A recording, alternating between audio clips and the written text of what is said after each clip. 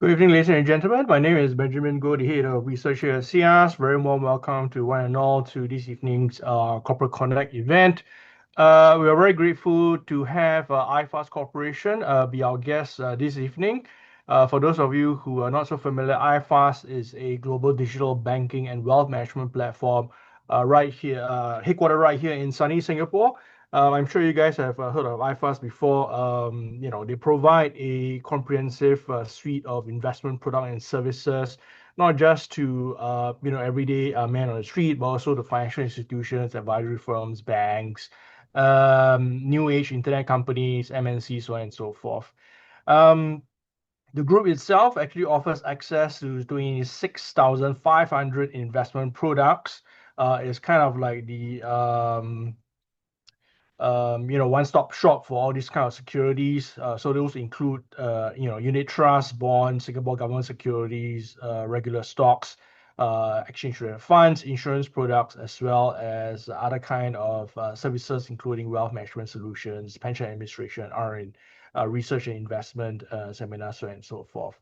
As you may already know, the company also has got a presence in Hong Kong, Malaysia, China, and the UK.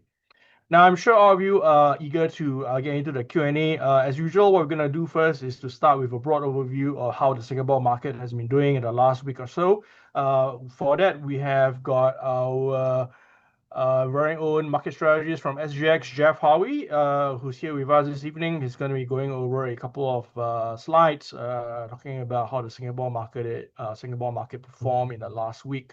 That's going to take us about 10 minutes. Then after that, we're going to move into the market highlights, or rather the company highlights from the company itself, and then the Q&A.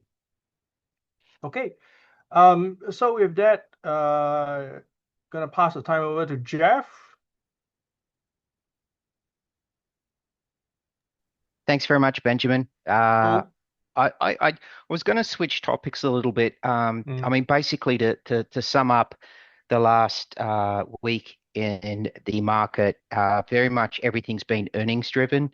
The most upside surprises to earnings was very much the technology sector. We saw the same thing in the US as well. I think in the US, you had four stocks beat for everyone that missed estimates. And then, of course, you've got the big grand leader reporting before the Thursday open, Nvidia. But in Singapore, I think some of the upgrades and raising of target prices that we've seen over the past 2 weeks have been primarily the key drivers of the market movers. If you look in particular for some of the segments or sectors, very much anything to do with engineering services and local construction has been pretty strong in terms of their recent performances. And then Singtel, Jardine Cycle and Carriage as well has led the STI. And again, they're both upgrade stories.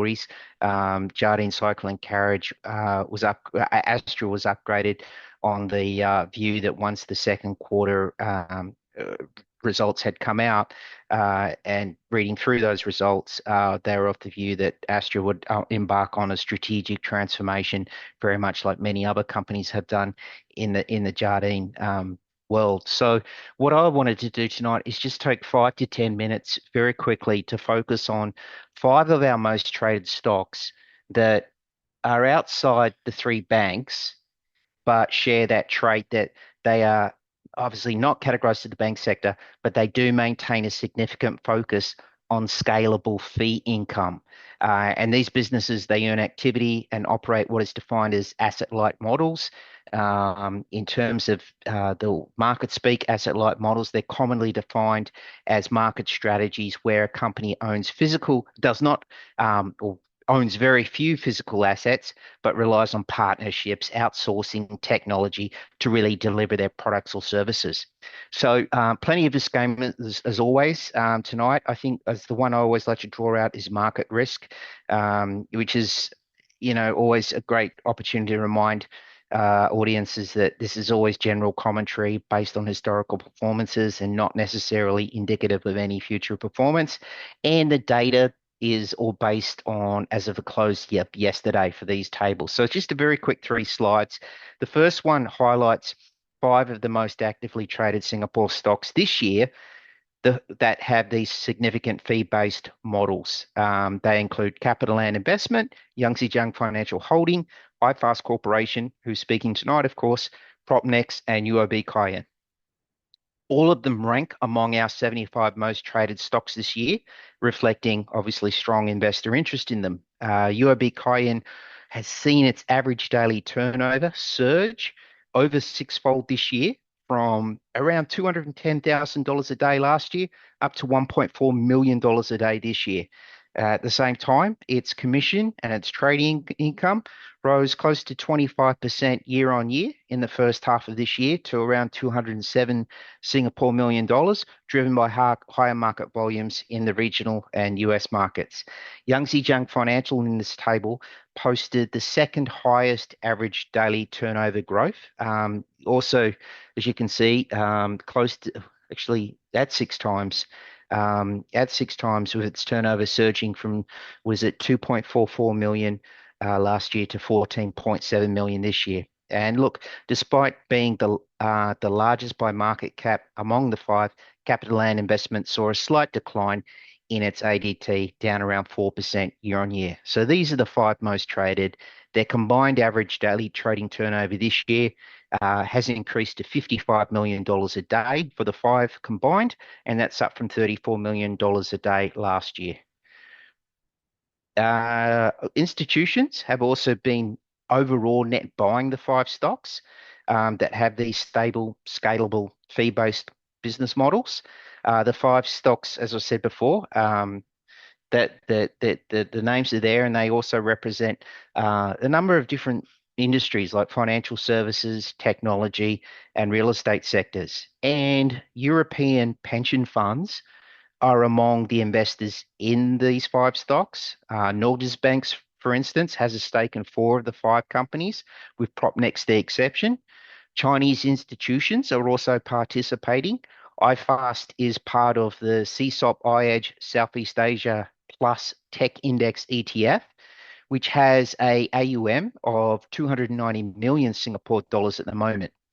So iFAST, it maintains a 2.4% weight in this ETF, and in return, the ETF holdings represent 0.3% weight in the share ownership of iFAST Corporation.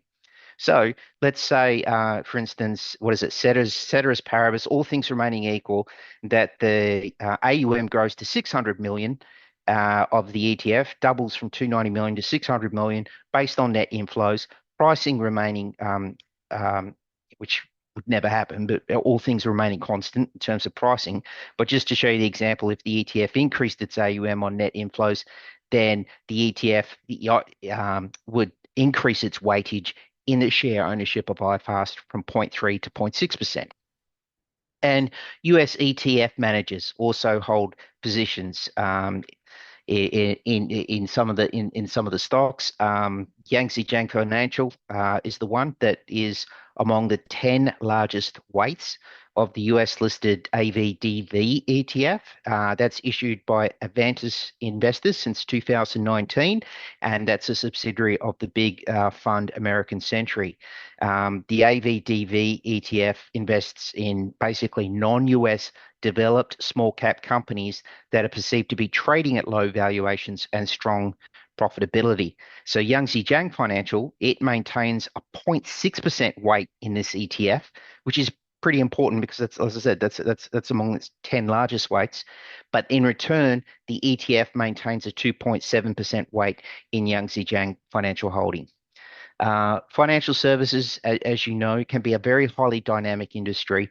Yangtze Jiang Financial, for instance, is pressing on with its sector rotation strategy, which is basically leveraging its very liquid AUM to pursue value accretive investments and strengthen its core business, with more deployment into Singapore and capture more of the emerging regional opportunities outside of China.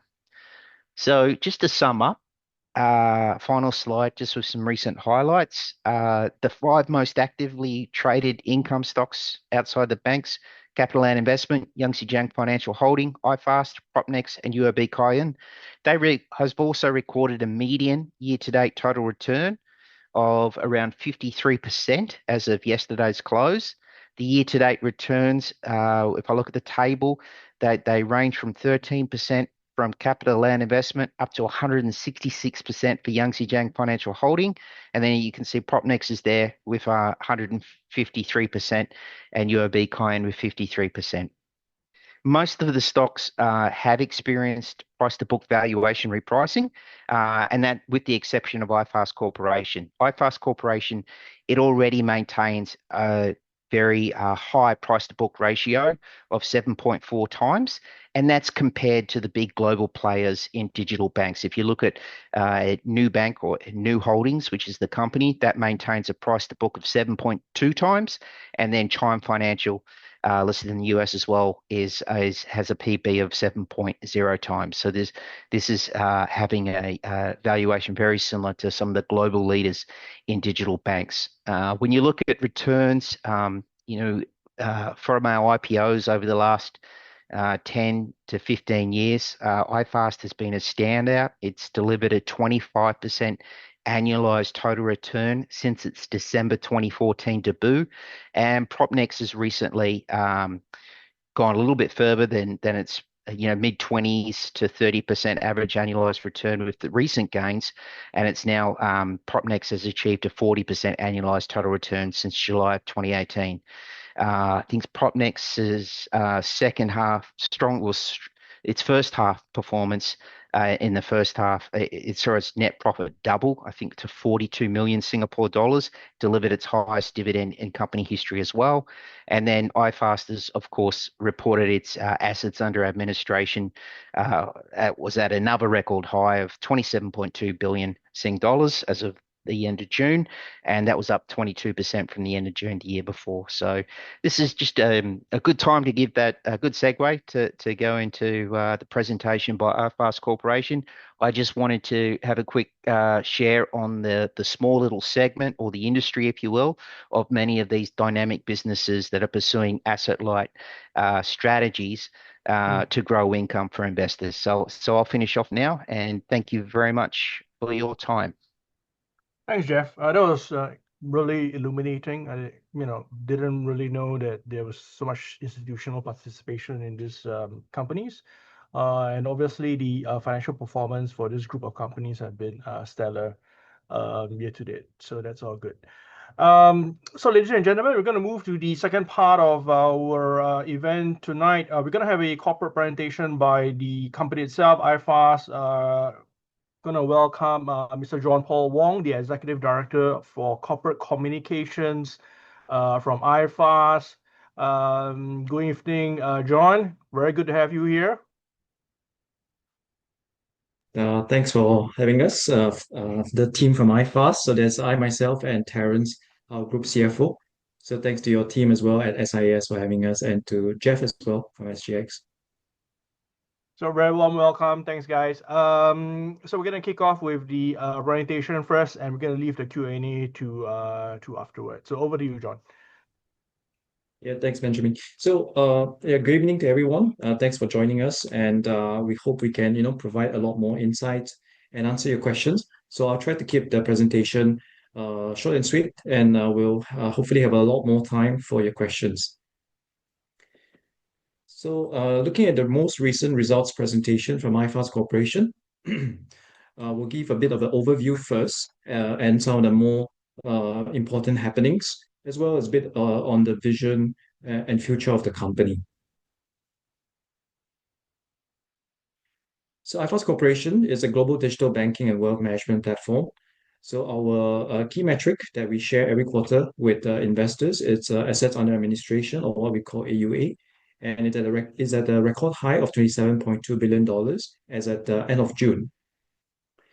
So for iFAST, we started off in Singapore in the year 2000 in the wealth management business. We started with the B2C, business to consumer division that was called Fundsupermart in the year 2000. And maybe for some of the investors and those of you in the audience who may be familiar, so back then, Fundsupermart, as the name suggests, is a supermarket of funds or unit trusts. And that's how iFAST as a company really started.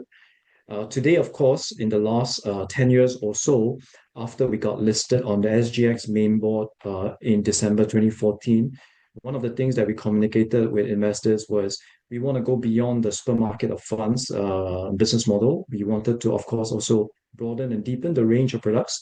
So today, in terms of what we provide to investors, it's a multi-product online wealth management platform. And for B2C, of course, it's very targeted to DIY investors. So these investors that use fsm1.com, as it is called today, would be the kind of investors who are happy to, open an account online on their own, happy to read, research articles and then make their own investment decisions and calls.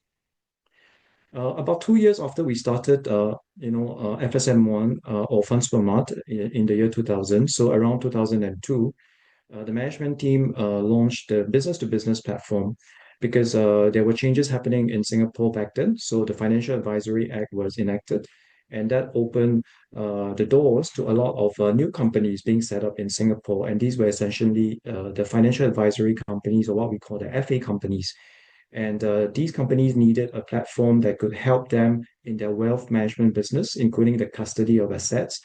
And of course, other support, including the infrastructure, the IT, the products range, and so on. And that's how we created the B2B to empower and just make it easier for these FA companies to do business in the wealth management business. Over the years, the B2B, customer profile has also changed. So we don't only work with FA companies, but we also work with some financial institutions and some banks. And in more recent years, we also, empower some of the fintech companies to use our platform so that they can have access to the various products that we offer. These FA companies and other financial institutions at the group level, there are over 800 of them on our B2B platform today. So it's grown strongly over the years. And they in turn have over 14,000 wealth advisors. In terms of the AUA split between the B2B and B2C, so it's roughly about 2/3 coming from our B2B segment and the remaining 1/3 coming from our B2C. In more recent years, in terms of the kind of next growth phase for iFAST, we've been looking at a couple of new opportunities. So the first one here would be the bank. So we acquired a bank in the UK, which was completed in March 2022, so roughly 3 years plus ago. It's a bank in the UK that has full licenses, and it's really aligned in terms of what our management team wants to achieve, which is a truly global business model. By that, we mean being able to reach out to customers around the world in terms of being able to open an account online and deposit, just $1 and above or £1 and above, and start that banking journey with us at iFAST Global Bank. And we believe that that's a strategy that has done us good in terms of some of the results we've seen in more recent times. And it kind of like is quite unique as well. So I'll talk more about that. The other, venture that we have is the iFAST ePension. So that's where we provide a wide range of administration services for various parties. So it can be scheme sponsors, trustees, and so on. And I'll talk more about it as in the context of the Hong Kong business, because we are part of this pension digitalization kind of like ecosystem in Hong Kong. And we will have more details in a subsequent slide. So in terms of the products we have today for various customers, whether it's B2B or B2C, we believe it's a wide range of products into very simple and transparent products. So the likes of unit trusts, stocks and ETFs, bonds as well, including your SGS and so on. So in terms of product choices, we believe we do offer a wide range. And the company is always guided by our mission statement, which is to help investors around the world invest globally and profitably. In terms of the ecosystem that we have been building over the last 25 years, so we're turning 25 years old this year. So iFAST at the center of the whole ecosystem. In the early days in Singapore, as I mentioned, we started in fund distribution business. So we work with the fund houses so that we can bring their products on board so that our distribution network, including, B2C customers and B2B partners, can then have access to these products. Over the last 10 years or so, we've deepened the range of products. So we now work with the banks as well for access to bonds, for example. We also are trading members on various exchanges so that our customers can also have a seamless kind of access to various exchanges products, be it stocks or ETFs. And now that we are a bank in the UK, we also work with the Bank of England in terms of how we can manage the deposits that we receive from customers and offer a risk-free rate to our clients at the bank level.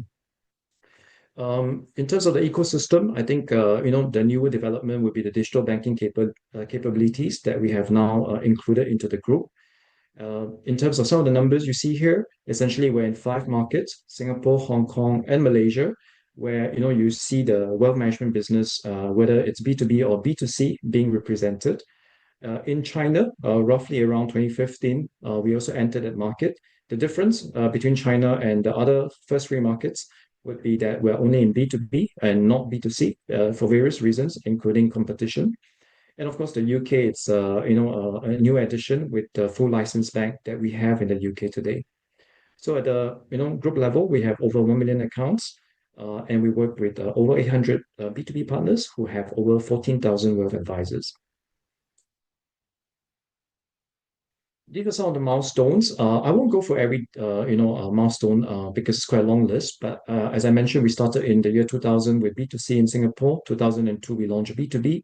Hong Kong and Malaysia, we expanded geographically roughly around 2007 and 2008. We got listed on SGX main board at the end of 2014. So we crossed 10 years on the main board of SGX end of last year.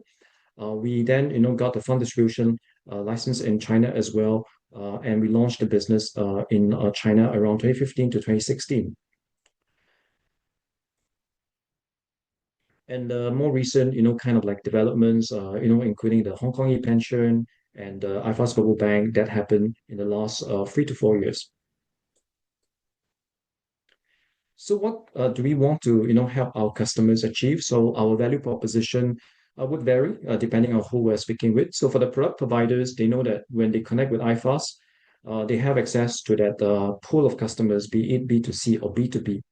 So they don't need to, work out individual agreements with, let's say, each B2B partner, which can be, quite tedious and painful. But via iFAST, they know that with one platform, they can offer their products to multiple, over 800 B2B partners. So for B2B partners, very similarly, they look at iFAST as one platform where they have access to the various products, be it unit trusts, stocks, ETFs, and bonds, and cash solutions, and so on. So these B2B financial institutions do not have to worry about signing up individual agreements and so on. That could take a lot of time. And for many of them, they do need a platform for the custody of their assets. So iFAST has the licenses to be able to do that. And they don't have to worry, therefore, about IT, the infrastructure, the calculation of fees, and so on, because iFAST as a platform can do all of that for them, and they can therefore then focus on their advisory business very effectively. For B2C customers, I think the key value proposition would be one stop or one investment shop where they can have access to the various products that I mentioned. And we try to offer competitive pricing for the various products. The other key feature is we do provide a lot of research articles as well as seminars and videos, basically to just help customers in terms of idea generation and in terms of what they could do with their investment portfolios. For the bank customers, very similarly, I would say, to our B2C. So it's really to make it very easy for the man on the street, for the everyday investor to know that they can get started to open a free account in their investment journey or in their banking journey. They don't have to worry that certain banks may have very onerous or very high minimum deposit requirements before they can open their account, because for us it's from the first dollar upwards. And of course, the bank offers market competitive interest rates on various currencies, because we offer a multi-currency account. We offer up to 8 currencies today at the iFAST Global Bank level. And of course, there's also the deposit protection from the authorities in the UK. And it's not just in pound sterling, but across the various currencies. For ePension, it's really the fact that we have certain knowledge that we have accumulated over the last 2 decades or so. So, for example, in Singapore, we are one of a few CPF investment administrators, and I think that helped us in our pitch when we were looking at the ePension project in Hong Kong. Management team looks at the 3-year plan which we have updated at the start of this year. So I think the key pillar here is to build on our group AUA. We want to scale and we want to grow the AUA to up to 100 billion Sing dollars by 2028 to 2030. A couple of ways broadly in terms of how we want to achieve that. First, the wealth management business will continue to grow, and we will continue to work hard to make that grow. Secondly, the truly global business model is really exemplified with our iFAST Global Bank, which is the second pillar here, because that has opened up the accounts for us among global customers. So today at the bank level, we have customers from over 90 countries who have opened an account with us in the last 2.5 years since we launched the digital personal banking service. And also very importantly for the bank here is that it has achieved its third consecutive quarterly profit in the second quarter of this year. And essentially that means that we have turned profitable for the bank within 3 years since acquisition. The third point is ePension. We are now part of this Hong Kong pension system digitalization movement, and we want to make sure that we do a good job for it and continue to be seen as an important player in the whole ecosystem. Fourth, we're always open in terms of our complementary solutions in terms of how they can add value to our digital banking and wealth management platforms, especially for customers. So we gave a couple of examples, payment related services. So very recently we made an announcement where the central bank in Malaysia has granted us approval for a couple of payment licenses. So that will help us in the longer term in terms of offering the kind of one-stop solution that I mentioned earlier. So investors can save, can invest, but they can also then spend that money with a card that we may be offering and so on via the payment licenses. The other development was the bond marketplace. So that's also a vision of ours where we can make it easy for investors to trade into bonds as seamlessly as perhaps as how they do it in securities like stocks. And we've been working on that, for a number of years and via our Bond Supermart initiative. And that's something that will continue to kind of like grow in future. So AUA, I talked about it just now. So we're at a record high of $27.2 billion, year-on-year growth of 21.6%. In terms of contribution, roughly about 2/3 coming from our B2B and 1/3 coming from our B2C. In terms of market and products breakdown, so Singapore continues to remain a key market at 70% roughly, followed by Hong Kong and Malaysia at about 11% each. And for others, we have China and UK. And with the progress that we've seen at the UK bank, so the UK contribution and also the cash account and deposits has also been growing quite fast. So we can see that in the AUA breakdown by products. Unit Trust continues to be the core product contributor at 56%, followed by stocks and ETFs at 21%, and bonds at 12.5%. But among those various product segments, all are growing, over time. But the one that's been growing a little bit faster, it's actually the cash account deposits. I think one of the key things you've been hearing from iFAST over time, it's the emphasis on growing AUA, because when that happens, a substantial amount of our net revenue is recurring in nature. So as you can see on this slide, about almost 85% of our net revenue is recurring in nature, and only, let's say, about 16% is non-recurring. Non-recurring would be, due to trading volume, kind of like transaction revenue, and that can be quite volatile, especially, when markets go through ups and downs. But when the AUA of our business continues to grow over time, then that also means that our recurring net revenue sources will be moving in tandem. Our net inflows, which is the amount of money coming into the various investment products, and also the bank side, has been positive even after we minus off the outflows. So that's what net inflows is referring to. And in first half of this year, as you can see, year on year, the numbers have been quite strong. We are at $2.23 billion in first half of this year. Similar observation for our unit trust subscription. So even though unit trust is a product that we had from the early days, it continues to grow for us, as you can see on this slide. In terms of business updates, I'll try to keep it to the few main points. So moving on to the next slide. So this one talks about our Hong Kong business. So it shows the numbers over the last 2 financial years, and also of course 2025 actual numbers for first half of this year, and also the target for next year. So for Hong Kong business, we have the wealth management platforms, and also we have the ePension business. So the ePension business, as I mentioned just now, it's the part of the business that is newer for us. We provide operational work for the client, which is a sovereign entity, which is the MPF authority in Hong Kong. So our operational work for them and gives us revenues. And that revenue, it's actually not affected by market sentiment. It's not affected by AUA levels. It's a contract that is 7 years in duration, and we have visibility on the ePension revenue over that 7 years period, and it could be extended for 3 more years. So in terms of that ePension, revenue, and in terms of the ePension business, we mentioned when we were part of the consortium that won that tender from the sovereign entity in Hong Kong about 4 years ago, that the contribution in terms of revenue would be pretty material and significant. And while we cannot, dissect those revenues and isolate those revenues because of confidentiality, we actually wanted to show investors that these numbers that you see here are a combination of both the wealth management part plus also the ePension part. So I think you can see that the numbers coming in for the Hong Kong business have been quite strong. So year-on-year growth of 24% in gross revenue in first half. And in terms of net revenue as well, pretty strong growth.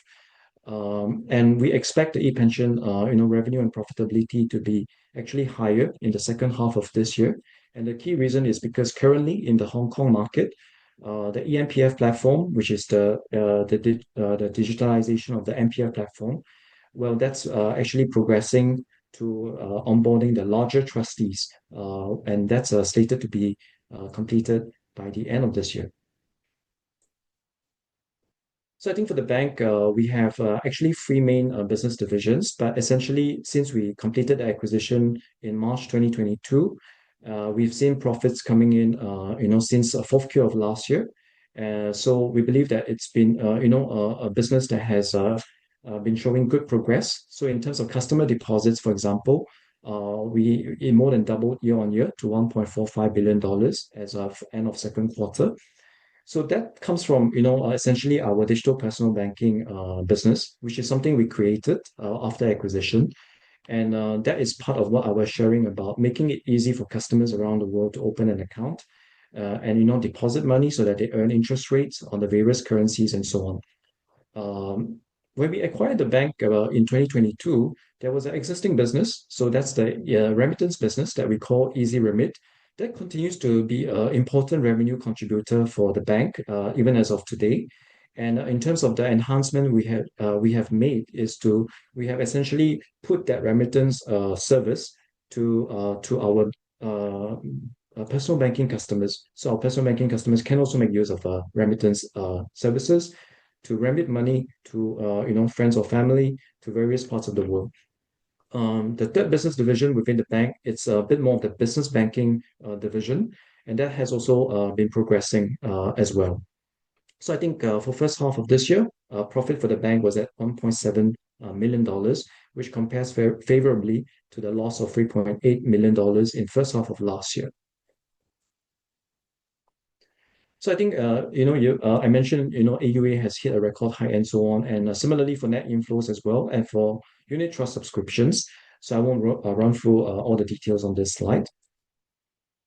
For the bank, a slide to show, the path to profitability. So I mentioned quite a bit about the various milestones. I won't run through the details again. For the company, we've been giving a bit more details in terms of how we're looking at, the capital management part. So I'll maybe run through a few points, but essentially on this slide, we just wanted to show a longer term trend for our return on equity over the last 10 years. So I think in 2022, when we were in the midst of acquiring the bank in the UK, we had a share placement. And essentially, you see the ROE numbers being affected because, it was a share placement made to acquire the bank firstly. And also, of course, there were the initial operating kind of expenses that we had to incur to ensure that the bank can build up and develop new solutions, including the personal banking service that I mentioned. But we can see that as the platform continues to scale, there's a strong emphasis on fee income and recurring fee or recurring revenue sources. And I think the ROE has progressed to higher levels, to roughly about 24% in first half of this year. Perhaps I won't run through a lot of the details here. It can be a little bit heavy, but essentially, I think we wanted to share that just now I talked about the bank acquisition. We had a share placement in January 2022 to acquire the UK bank. But essentially, even prior to acquisition, historically, iFAST, when we look at the business, it's a business that's very well supported by a cash generative, fee-based kind of business model. So it enables us to have efficient capital reinvestment, through improving PBT margins and so on. And I think it also means that we can be looking at our operating leverage once we have built the various products in place in the platform and in the ecosystem, where on a longer term basis we would expect revenue growth to typically outpace the OPEX or operating expenses growth over time. We also had our maiden or first bond issuance in June of last year. But essentially, we wanted to show that the performance of the iFAST bond, the first bond that we issued in June of last year, has been good. So the performance has been good. So you see the declining yields, but essentially it's the rising prices in the iFAST bond. And we gave this slide to explain that in terms of us building, or looking at the longer term business on the next slide. So essentially, we're saying that in this current environment, as the company looks at the various sources of capital, the bond market could be quite attractive as well. For the dividend part, our directors and management team have also given more details. So for the second interim dividend for FY 2025, we propose a dividend of 2 cents, which is 33% higher than last year. And for full year 2025, the proposal is a total dividend of 8 cents per ordinary share, which is about 35% higher year on year. So over the long term, we expect that the diversified mix of fee-based income, the net interest income from the bank, and also these various prudent capital management strategies will support healthy return on equity levels over the longer term.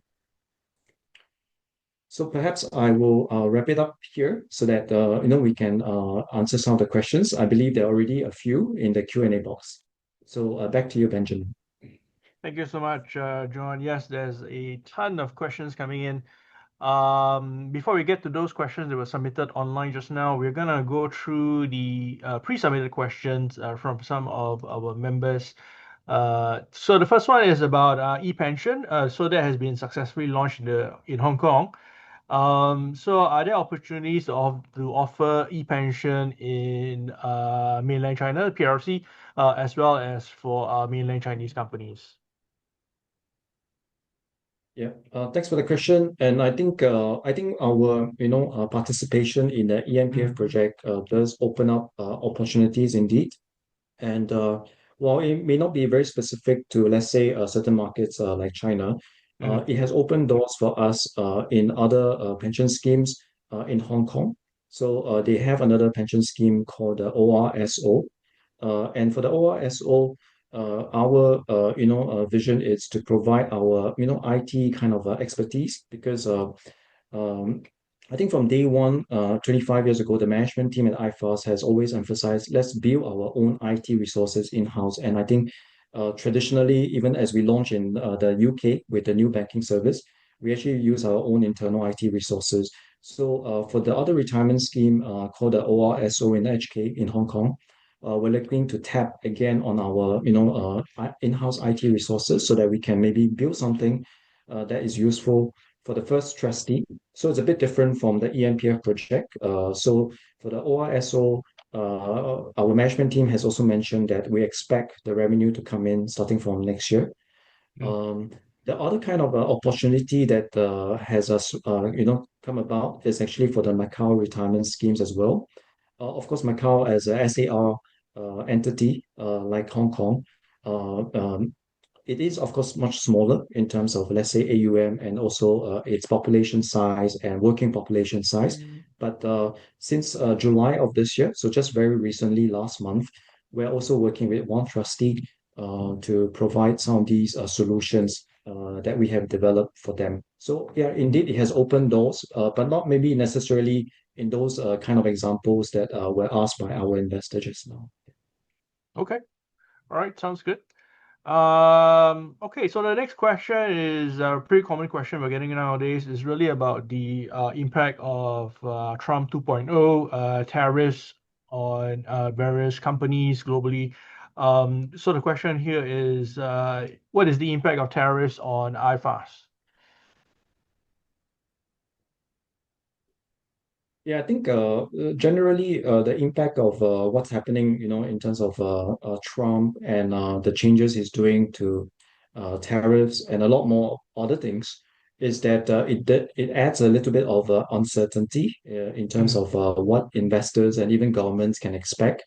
But a little bit of uncertainty, especially over shorter periods of time, can actually create a more exciting environment, especially for certain investors who are more into, short-term, opportunistic kind of mm, investment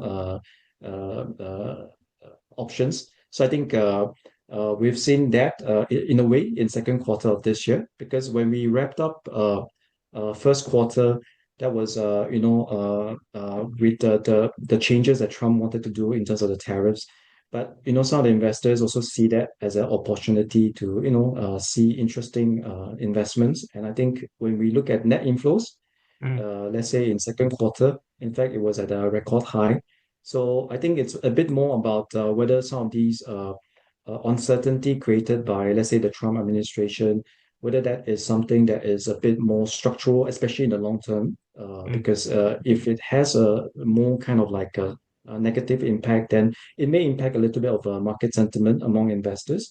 But when it's a bit, of opportunistic things coming up on the radar for investors, then, trading volume goes up, net inflows actually goes up for us, and AUA actually has also gone up. mm. Okay. So I guess from the sound of it, it's really about the changing needs of the investors which are trading on iFAST. But the tariffs themselves do not have a direct impact on iFAST simply because it's a financial services company rather than exporting stuff into the US, right? Yes, Ben. Okay. Next question.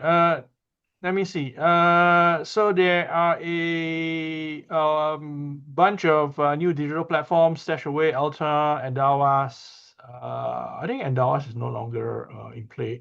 Do you see any kind of pressure for margin compression, taking away AUA or growth from iFAST? Yeah. Yeah.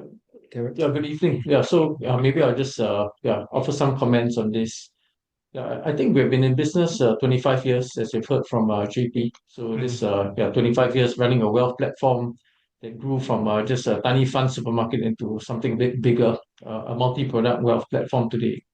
And I think that the competition has always been there since day one, right? So I think we were in a pretty competitive space as some of these new fund supermarkets and platforms first started coming out. And I think, in terms of how we have always been thinking about competition, potential margin compression has always been, I think, a bit back to the mission statement, which is to help investors around the world invest globally and profitably. And I think that really guides, I guess, the company in making sure we do the right things for clients to ensure that there's longevity in the business. Because I think a lot of the sort of discounting and margin compression can come in the short term, right? When there's a lot of competition and there's certain pricing strategies to sort of compete, especially on the B2C business, right? Then it is possible that there could be some small margin pressure. But I think the way we have built this ecosystem is that customers generally have become a lot more sticky over time. That relates to making sure that they are well served on the platform, right? They get the right investment product mm, service. They trust the organization, And I think what we find is that actually, yeah, pricing is not really a main driver of why people want to leave the platform, right? So I guess yeah, I mean, how we think about competition is actually more of an opportunity, especially on the B2B side, where we do serve quite a number of other financial institutions and other players in the market to help them grow and to some extent potentially even compete against our own B2C business. To be frank, that's the first time I'm hearing. So you're gonna help your B2B clients compete with your B2C business, your own B2C business. Yes, yeah, because we All adopt right. a bit of a blue ocean strategy, Mhm. right? So yeah, if if a partner can deliver a solution better using our infrastructure, I think we are happy to support that that business as well. Sure. I mean, that speaks very highly of your business strategy as well as the ecosystem you're building. So it doesn't really matter. I mean, obviously, if one of your clients is offering a better solution than your own in-house, solution, then so be it. Best of breed, right? Okay. Next question is, okay, what are some of the pipeline of innovation products and services your company will be offering soon? And is iFAST looking to improve on the online platform so that it's more simplified and user-friendly? Yeah. I think for us on the wealth management side, so it's a continuous kind of like launch of improved services and new services. I think in Singapore, for example, on our B2C, we had the launch of the debit card a couple of years back. So I think that's one example, and we've also provided new services at the broader group level. I think debit card as well was introduced in our iFAST Global Bank in the UK in March of this year. So I think that's a bit kind of like aligned with one of the pillars in our 3-year plan where we talked about adding complementary solutions. So I think there's also a question from one of the investors in the Q&A box on the e-wallet. So I think the application of the license in Malaysia. So we've gotten approval in principle from Bank Negara just recently. So I think that that kind of explains a bit of the vision we have, which is in one platform at iFAST, we want our customers to be able to save money in, let's say, the cash solutions. And so on, and earn decent yield on that. They can also then use that money to trade in stocks and ETFs and bonds, unit trusts, and so on. But at the same time, we also want to make it more seamless for our customers. So we don't want them to have to go through the hassle of having to always withdraw funds back to the bank account in order to pay for their expenses. So that's a bit of the thinking of how the payment license comes in. It's going to make it easier for us to introduce new services within the wealth management platform. And yeah, essentially, that's a bit of the the save, earn, and spend kind of the virtuous cycle that we want to create. So I think to the question just from the investor, how does it work in the overall business model of iFAST? So it's to help the customers, but in very typical iFAST style. So I think Terence alluded to this just now. It's not just to help our B2C customers, but it's also to help our B2B customers and partners. So imagine that there are all these 800 over companies using our B2B platform. If we can also empower them with certain solutions and services, including on the payment side, then I think it's going to help us to retain AUA better, make it stickier in our ecosystem. Okay. Sounds good. There was the other question about the website. I'm seeing a similar question on the Q&A box though.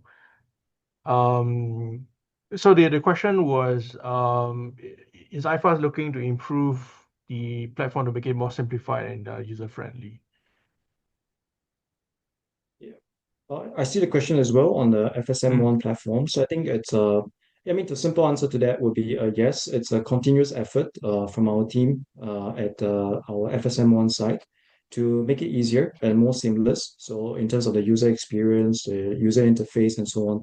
I suppose for us, the starting point may be that, because I was referencing in my introduction and presentation that we try to be a multi-products platform. So I think as we try to be good at that, so if you come to our website, you'll find that there is that information and research on the various products, cash solutions, unit trusts, ETFs, stocks, and so on. And I think then that may add to that perception that the investor is referencing. And maybe in contrast to let's say other players that is just focusing on one main product, then maybe there's a bit of that contrast. Having said that, it is something important in terms of how to make it easier for the users, for our investors, to go through the whole process. So it's a continuous effort, whether it's on the website. It's also something we look at for our mobile application as well. Okay. All right. There are two questions regarding institutional investors. So one of the questions specifically talked about Temasek. So just wanted to get your take on this. Do you have any additional color as to how institutional investors decide on whether or not they want to invest in iFAST, and any comment on Temasek selling part of his holdings in iFAST? Yeah, I think the investors are probably referring to the latest announcement of a shareholding change. And I think I'm Singaporean, so I also get alarmed when I see a Temasek show up somewhere. But I think it's worth going back in time to sort of explain how this stake that was just recently pared down by our substantial shareholder, how that came about. So actually, this stake was originally owned by Singapore Press Holdings, right? So I think most investors will probably be familiar with that company that was then subsequently privatized. I think just probably a number of years ago. And it was actually privatized by a number of property related firms, right? I think there was a consortium of property companies that went and managed to privatize SPH. And of course, sitting inside I think SPH was this stake that came, I think, from the very early days of our business, where I believe the investment amount wasn't a very large one back then. But subsequently, with the growth in our company, I think that stake was suddenly worth quite a bit of money, right? So I think the way we've seen this is this has never been a core holding. I think for whether it was for SPH or even for the consortium that subsequently acquired this stake. And I think the Temasek linkage then came about also because I think two of the three consortium partners actually had that lineage back to Temasek Holdings, right? And I think based on the exchange filings that have come out in I think the past one or 1.5 years, I think we've also seen I think Hotel Properties Limited was actually one of the consortium partners, and they actually then sort of exited that consortium, which left I think Mapletree and CapitaLand as the remaining investors inside this entity. And the entity is, of course, if you look at the filings, it's called Cascaden Peak or CP Invest. Yeah. So probably I've taken some time to sort of explain that because I think it's not something that Temasek actively went into to become an investor in our company. And I think this is really a function of that shareholding in us not being a core area of interest, I think, for that consortium that acquired SPH. Yeah. Okay. All right. Thanks for the clarification. Okay, so a couple of questions on the B2B business. So who are some of your competitors locally as well as globally? Then the second question is about the trust services that iFAST is setting up. So how does iFAST Trust Services intend to compete with established trust companies? Yeah, maybe I'll talk about the B2B landscape first. In fact, B2B is the lesser known part of our business, right? That's why I also see some questions on, does B2B compete with B2C? Right? So I think the short answer is B2B is the business where we actually empower other financial intermediaries, right, to serve their clients well with a wealth management solution. And I think B2B is probably the business. It's not just not well understood, but it's also a business that's very hard to compete in if you don't have a good understanding and of the wealth management landscape, and also if you don't have the right licenses and IT capability to perform all the required tasks. Right. So I think for B2C, that's the business that everyone understands, right? You launch I guess a platform. You get individual customers. They come, they use a wealth product, and you try and grow that number of customers over time, right? By trying to make them sticky to your platform. That's B2C. B2B is where you work with a very wide range of different financial intermediaries. I think in the early days we did work with the what we call the financial advisors or the licensed financial advisory firms that themselves also have a very large base of wealth advisors, or what they call the financial advisory representatives, that all go out and serve their own groups of or their own market segments. Right. So I think in this business, because what you have to do is first you have to have ability to custodize, right? So that already limits the financial institutions that can participate in this business to the banks and also a number of platforms in Singapore. The other bit is then you have to customize the delivery of your services, the products, how you host both the financial intermediaries and their clients on this platform, right? How they interact with the products, the services, statements, holdings, and there's also this element of being able to collect fees, right? Because you are helping your partners collect fees, or you're helping to charge the clients fees and then deliver a portion of that revenue back to your business partners. So it does, it's not really a very simple business to do, especially when you have different partners that try to do different business models, like someone to be a stock brokerage, someone to be a mutual fund distributor, someone to sell maybe fractional stocks, for example, right? So all these different business models are what we can support on the B2B business. So in a sense, some of the competitors, I think earlier, we heard from Jeff. I think you also mentioned UOB Kay Hian, right? So they do have some of the licenses that can allow them to serve a B2B audience. But I think in Singapore, I think we are looking at some of the partners like I probably would say like a Phillip Capital or Phillip Securities as something a similar B2B player. Or I think in another platform that's owned by Singlife called Navigator. I think these are some of the comparables in the market. But of course, I think we are the only one that does a full multi-product solution for B2B partners. That I think, it does take some, I guess, research. If you go out and speak to some of the financial advisors on the ground, and then you probably get a good sense of what they're looking for on the platform, and you find that we actually meet many of those requirements.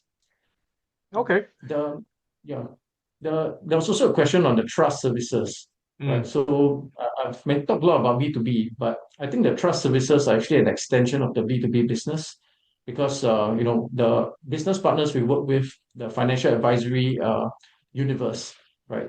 These are advisors who also try to oversee the entire life cycle of a client. And of course, some of that legacy planning and distribution is also part of that. What they need to work with their clients to plan to ensure that those outcomes are met. I think the advantage that we have is not just that partnership with the advisors that work with numerous clients.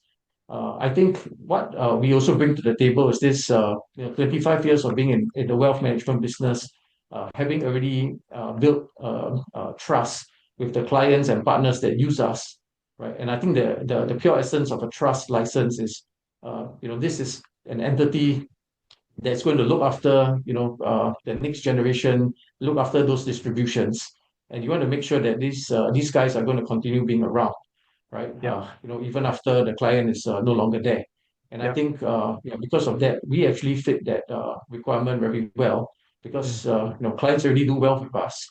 It's purely just an extension of services, on something that's actually quite important and actually quite new to us as well. Okay. All right. Okay. So, okay, let's talk about the EMPF platform in Hong Kong. So there's a question here about how iFAST generates revenue. So is it primarily through the administration fee for the platform, or does it also include variable components tied to investment flows or transaction turnover within the platform? Yeah, I think we have tried to clarify this in one of the previous quarterly presentation decks, where we did mention that the fee we earn on this contract is actually known in advance, right? And then so it is in a sense, yeah, we do know the size of revenue that we will achieve by ensuring that we deliver well on this project. At the same time, I think we've also made the comment that the fee is not dependent on market conditions, right? So it's I think for the first time for a wealth platform to then go have a revenue stream that's not tied to the nuances of financial markets, right? That also tells you that it's not dependent on the level of transactions, the size of the assets, on this administrated under the EMPF, right? So, levels can go up and down, transactions can get more or less, but, that won't have an impact on the level of revenue that we'll be able to recognize here. Okay. All right. There is an interesting question here about AI. So in what ways would iFAST be utilizing AI in the near future? Yeah, I think in our second quarter deck, we provided a bit more, details on AI. So essentially for iFAST, IT has been at the core of how we develop new solutions. So we have about, 30 to 35 of our staff in IT departments. And we now, for the last couple of years, also have the AI innovation team. So they are working on a few things. So one example we gave was for, the chatbot or the chat services for the bank in the UK, where we have this truly global business model that I mentioned. So we do have, customers from more than 90 countries being interested to open an account with us. And we do need, a service that is multilingual, that's also, almost quasi like 24/7 ready to take care of some of these queries. So today, I think when the AI team launched that solution for the bank's customers on its live chat, essentially now the majority of the queries on our live chat are handled by the AI solution. So I think that's one use case of what they've been doing. I also mentioned about the multiple languages in terms of the information on our website and on our mobile app application for the iFAST Global Bank. So customers who want to read the information in various languages, they can do so as well. Of course, as a bank, the other use case would be, in terms of ensuring that fraud detection is also something we take care of. And I think the role of AI is quite important, therefore, to make it efficient and kind of like foolproof in that sense, to minimize or mitigate that risk. So I think that's another example of what our AI team is helping at the bank side. So as we expand some of these services beyond the bank, so some of these solutions would be then implemented at a group level, including our wealth management business in Singapore. Okay. All right. So in your presentation, you shared about the 3-year plan. So there's a question here about iFAST Global Markets. How does that fit into the 3-year plan? Yeah. Perhaps I'll take that question. Yeah. So I used to work quite closely with the division for a number of years. So in case I think the rest of the audience is not aware, right? So other than the B2B and the B2C businesses, I think sitting within that B2B business is actually this division called the iFAST Global Markets, or what we call the IGM division. That's actually a team of our own wealth advisors. So these are advisors that come to us. They work under our own brand, right? And then they are predominantly their own bosses, right? So it's a self-employed wealth advisory team, and they choose to do their business exclusively with iFAST.